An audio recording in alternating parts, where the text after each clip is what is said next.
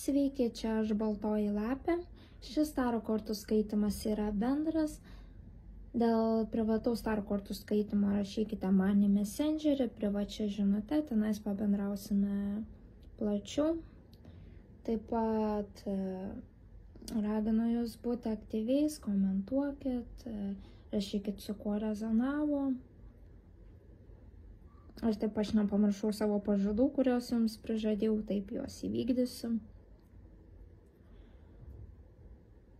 Einant laikui. Taigi,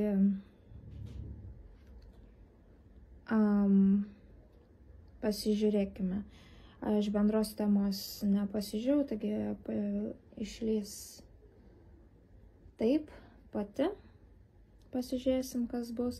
Taigi pasižiūrėkime, kasgi jūsų čia laukia, ką turėtume nuo jo žinoti.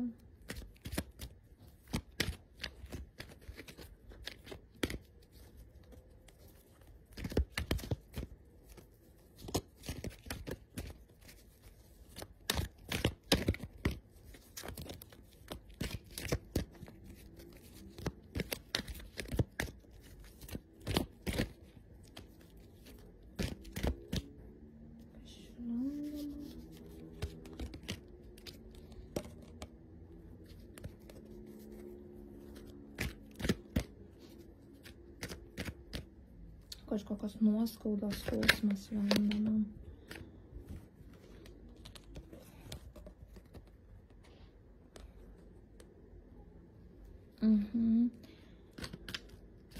Skausmas.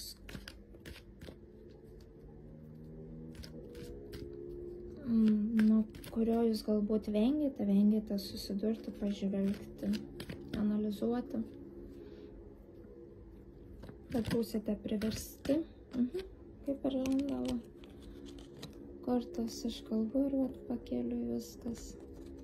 Skausmas, kuriai vengiate, nuoskaudos, traumos, kurių vengiate, turėsite pažvelgti, tai su tuo susidurti, priimti. Kad susidraugauti su savim. Kad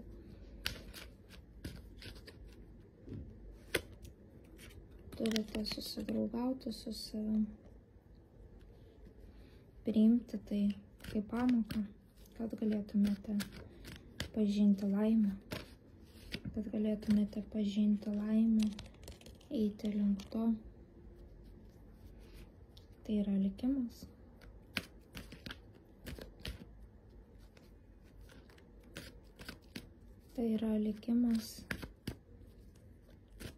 Likimas, tai nereiškia, kad jūsų likimas, kad jūs buvote priversti kentėti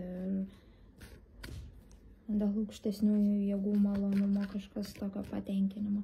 Tai buvo skirta tam, kad išmoktumėt savo pamokas, kad tobulėtumėt kaip siela, kad atrastumėt vidinę stiprybę.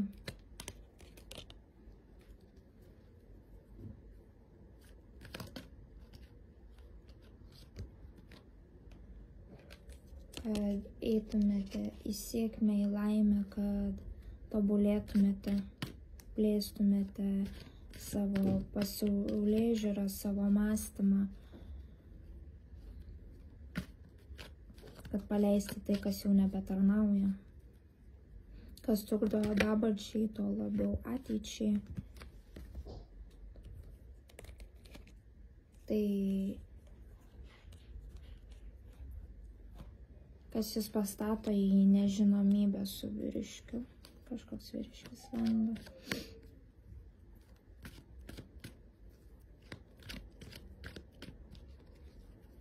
Kad pereitumėte nežinomybę.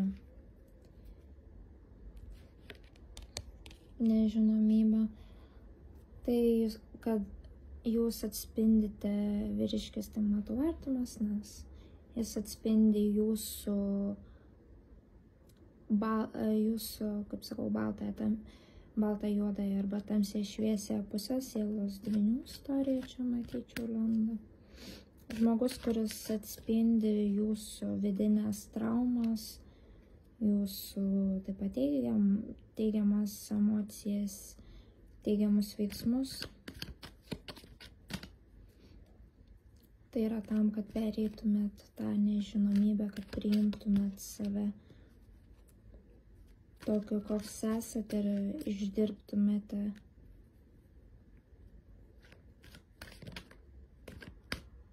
savo šešėlį.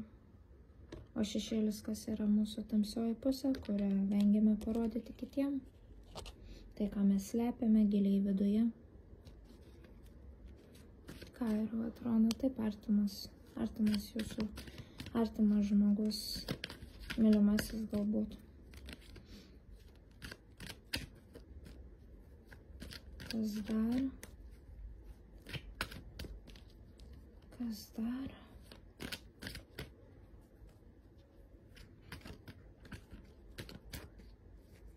Ką dar turėtumėte žinoti?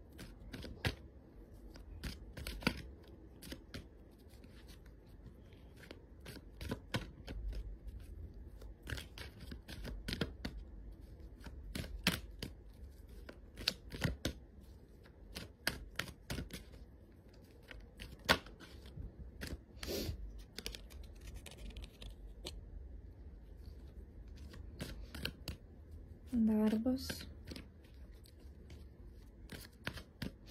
Turės, kaip ir minėjau anksčiau, va čia darbas, išdirbimas yra savo šešėlinės, savo tamsiosios pusės. Jo, čia sielos dvynių istorija. Per daug, matot, per daug patvirtinimą randa. Taip, čia sielos dvynių istorija. Jums vyriškis esantis šalia atspindi jūsų šviesią ir tamsią pusę, kurią reikia išdirbti, kad atgimtumėte iš naujo,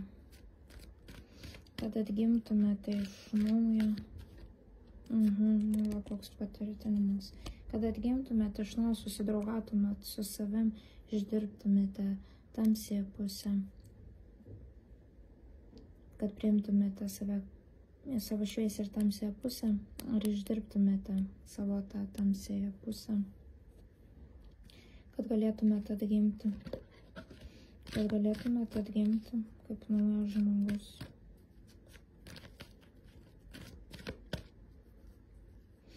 Tai yra sielos kelionė, sielos tobulėjimas.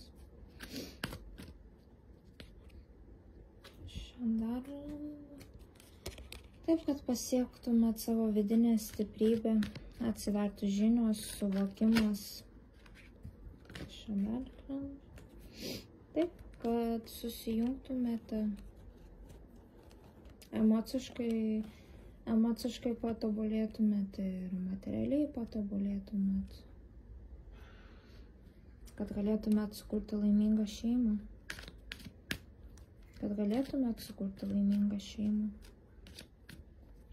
Jausmai va, bėgantis iš taurės vanduo. Vanduo simbolizuoja jausmus. Taip, kad galėtumėt sukurti laimingą šeimą, kad galėtumėt susijungti. Nes šiuo metu, ką man rodo, šiuo metu esat, nors ir kardo nėra, bet vis vien jaučiasi ta tokia energija karingai, kažkiek vis tiek nusiteikusi, dar vyrai, kad žiūrit, verskite save karingai nusiteikęs, ką turiu omeny karingai nusiteikęs, taip lengvai nepasiduodat čia vykstančiai jūsų transformacijai, pasikeitimui, keitimuisi. Jūs esate artimi su gamta, kai kurie gal auginate tam tikrus gyvūnus, galbūt mėgstat gėles, o galbūt mėgstat būti gamtoje, esat gamtos žmogus.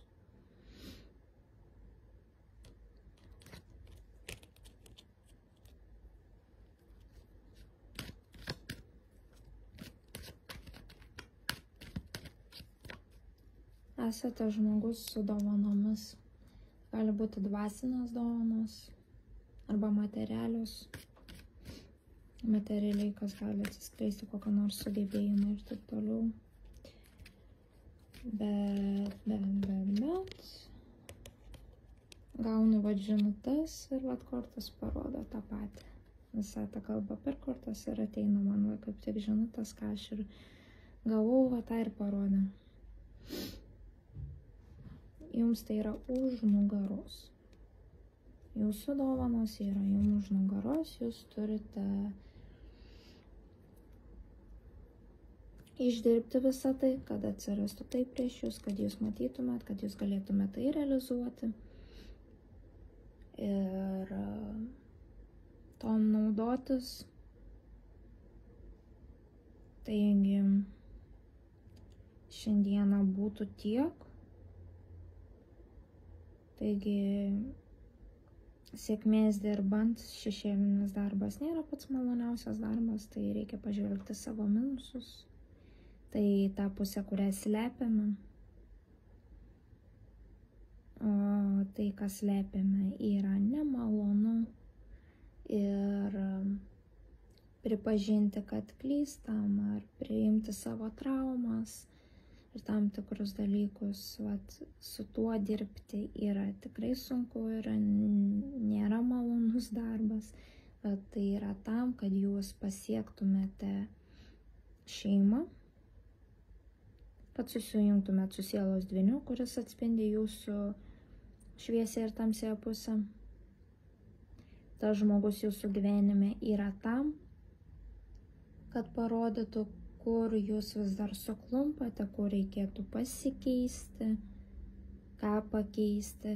Jis parodo jūsų atspindi, jis kaip veidrodis, sielos dvynių istorija yra ta, kad jie kaip veidrodžiai atspindi vienas kito šviesiasias ir tamsiasias pusės, tam, kad galėtume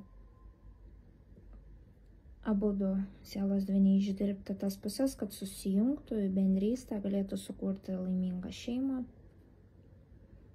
galėtų susijungti, kaip ir minėjau anksčiau, ir be to, kas naujo, ką parodė, kad kai išdirbsite visą tai, kas yra jūsų dovanos, jūsų sugebėjimai, kas yra už nugaros, jie bus matomi, jūs tai panaudosite, jūs pamatysite per laiką, ką jūs sugebate, kokias dovanas turite, ką gebate duoti pasauliui.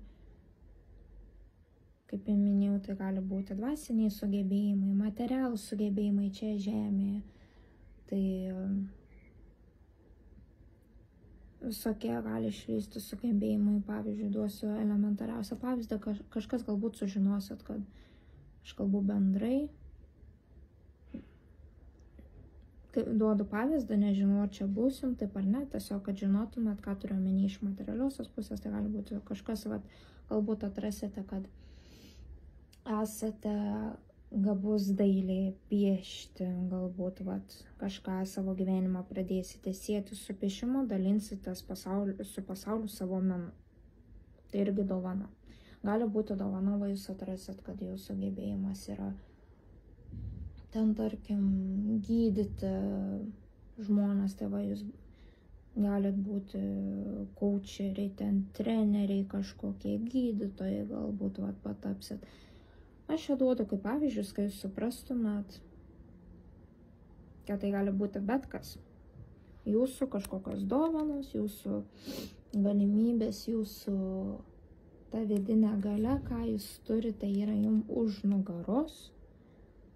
Ir jūs turite visą tai pradirbti, kai jūs pradirbsite visas tą šešėlinį darbą, jūs gausite, jūs ne tik susijungsite su sielos dvyniu, sielos dvyniai susijungia, kai jie būtų pradirba visą tai, bet jūs ne tik susijungsite su sielos dvyniu, sukursite šeimą, kaip minėjau, anksčiau čia irgi kažkam santuoka, vaikelio gimimas, kažkas tapsite pora, kas galbūt ten ar bendro būsto pirkimas, bet kas čia yra, bet sustiprinimas ryšio ir taip pat jums atsivers dovanos.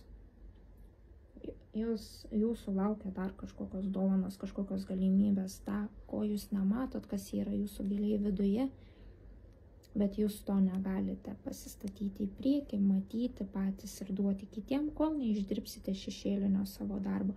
Tai yra darbas su savo tamsėje pusė, priimti savo ne tik šviesią pusę mes priimam visi ir tuom dalinamės ir vat giriamės, kokie mes vat geri, tokie yra anokie, bet priimti savo tamsėje pusę irgi yra didžiulis darbas, tai yra vat tas šešėlinis darbas, priimti tai, ką mes slepiame nuo kitų, ką slepiame, dėl to ir vadinasi šešėlinis darbas, ta tamsioji pusė, ką mes slepiame šešėlėje, kad nenorėtum, slepiame nuo kitų, tas galbūt ne vien tik traumas ir savo blogus, gal kažkokius veiksmus, jausmus, įvykius, tam tikrus dalykus, ko mes nerodome kitiem žmonėm. Tai va, linkiu jums didžiausios sėkmės dirbant su savimi, jūsų vat finišo linija džiuginanti, labai smagu matyti, kas jūsų laukia, bet po kiek laiko jums visą tai, kada susijungsite su sielos dvyniu ir kada gausite, atsirakinsit va tas savo dovanas, pamatysit ir dalinsite su savo pasauliu, priklauso nuo kiekvieno asmeniškai, nes kiekvienam skirtingai, kas kiek užtruks išdirbti visą tai su savimi, tai kiekvienam skirtingai, vieni greičiau, tai kiti vėliau, kiti dar ir galit va čia ignoruoti visą tai ir bandyti nuo to bėgti, bet kaip ir minėjau,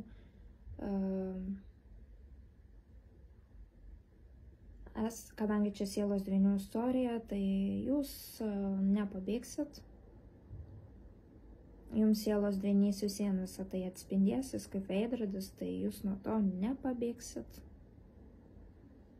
Taip kad linkiu didžiausios sėkmės, geriau pradirbkit dabar ir greičiau pasieksit tikslą, negu nuo to bėgti ir toliau va čia, kaip sakant, nuodyti savo gyvenimą, pačiam savo kenkti. Geriau dabar negu vėliau. Taigi didžiausios sėkmės jums linkiu. Komentuokit, su kuo rezonavo, siūlykit temas. Aš kaip ir minėjau anksčiau, vat prisižadėjau jums ir aš įvykdysiu, kelsiu tikrai. Tik nežinau, vat kuriuo momentu, nes prisiminkim, aš irgi taip pat žmogus, aš turiu vat savų poreikių, aš taip pat turiu savo asmeninį gyvenimą, taigi kažkurio momentu vat pasidalinsiu, susisteminsiu informaciją, dalį informacijos įkelsiu iš knygos. Užkrito pavadinimas Kvantinis karys. Užrašysiu knygos autorių, pavadinimą ir susisteminsiu informaciją. Kas išgalite, įsigykite tą knygą. Jos bibliotekai nerasit, ji yra ją reikia pirkti. Taigi, kas išgalite, nusipirkit, paskaitykit. Tai tokia knyga pradinė, susipažinti su dvasiniu pasauliu, su apskritai, kaip veikia mūsų žemė, kaip mūsų vidus yra susijusi su išore. Tai kas išgalite, nusipirkit, perskaitykit, paskaitykit. Aišku, mes neskaitykit tam, kad skaitykite, bet kad vat po vieną ten, po vieną tą temą paskaitykit ir apmąstykit, kaip kas, nes informacija tenais, kas ypač nesat vat susipažinimui, kas esat vat naujai vat susipažįstat su viso tuo, kad susisteminti, suvirškinti, ką norima jums pasakyti, susipažinti su visą tai, tai neskubėkit. O kas neišgalit, aš susisteminsiu informaciją, įkelsiu po truputį ir taip susipažinę su visą tai, jūs galbūt būsit drąsesni ir galėsit pakomentuoti, paprašyti, apie ką norėtume daugiau sužinoti. Ir aš iš bendro žinojimo, iš visatos gaunamų žinučių ir tų žinių, kurias turiu dabar, ir pasiremsiu dar šaltiniais visokiausiais ir pavyzdžių jums duosiu ir parašysiu tam tikras temas,